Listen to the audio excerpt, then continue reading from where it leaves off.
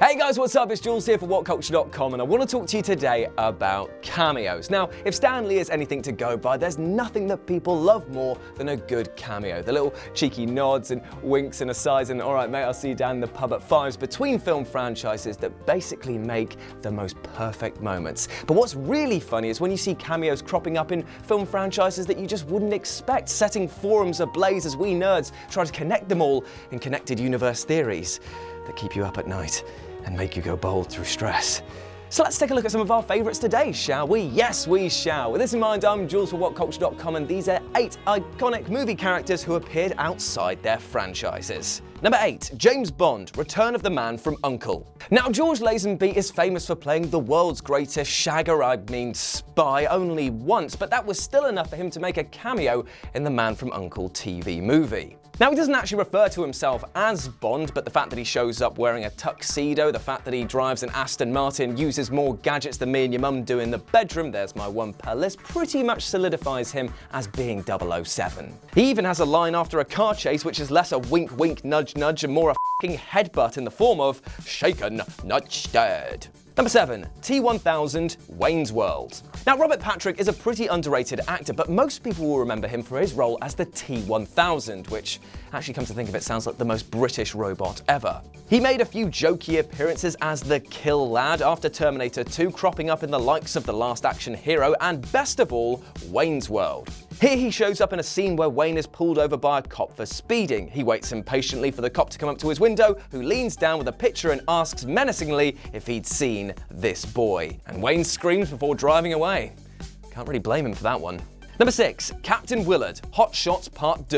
Hotshot Part 2 might be one of the best comedies ever made. It is utterly stupid. It is ridiculous, so packed full of jokes and puns that it's almost oozing out of the sides, and it is not subtle in any way. And neither were its Easter eggs and cameos, especially the part where father and son, aka Charlie and Martin Sheen, unite on screen for a goof and a f***ing gaff. As Charlie is travelling upriver for his mission, we hear a voice that's remarkably like the monologue used in Apocalypse Now, and by that I mean that it's actually just Martin Sheen reading it.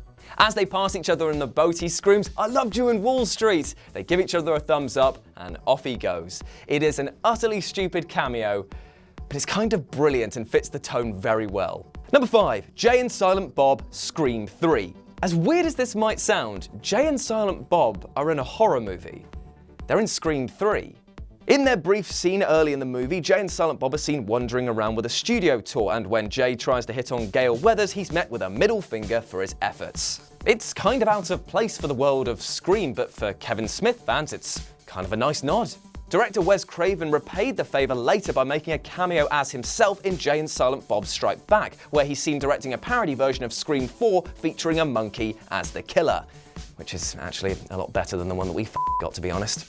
Number 4, Ray, Casper. Now this one's actually a little sad really, as officially it's the last time that we got to see Ray as a Ghostbuster on our screens.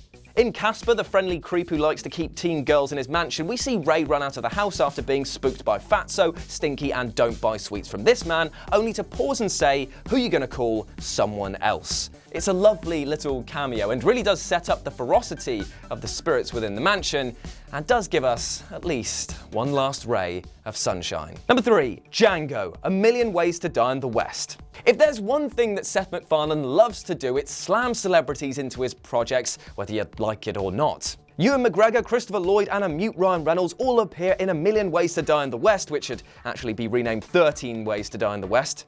Seriously, go and count them. But then the best cameo came from Jamie Foxx reprising his role as Django. Django appears at the end to shoot the operator of a rather problematic game called Runaway Slave before repeating the line, "Everybody dies at the fair." It was funny the first 50 times it was used. Yeah. It's a nice little cameo, but if it's official, doesn't bode well for Broomhilda as Django then hops off with another woman instead. You naughty, cheeky little whippet. Number 2, Matt Hooper, Piranha 3D. And now Richard Dreyfuss didn't want to do Jaws 2 because of the ordeal of filming the first one, and turned down Piranha 3D because basically he thought that they were taking the piss out of his character when they asked him for a cameo. However, one large, more numbers than I've probably seen, large paycheck later, and he signed on. He showed up as a character called Matt Boyd. However, Dreyfuss admitted to interviewers that he was actually playing his Jaws character Hooper, just a little bit older. I mean, it's not like it's subtle either, because he wears almost identical clothing and quotes Jaws lines constantly. Unfortunately, though, while he could survive a shark, piranhas, well, they got the better of him.